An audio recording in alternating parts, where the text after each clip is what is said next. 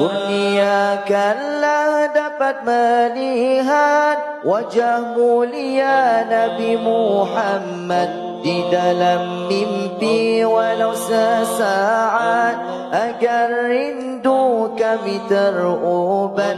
Kurniakanlah dapat melihat wajah mulia Nabi Muhammad di dalam mimpi walau sesaat, agar rindu kami terubat. Jejakkanlah kaki kami ke bumi berkah tanah suci, agar dapat ziarah Nabi, beribadah di taman syurgawi.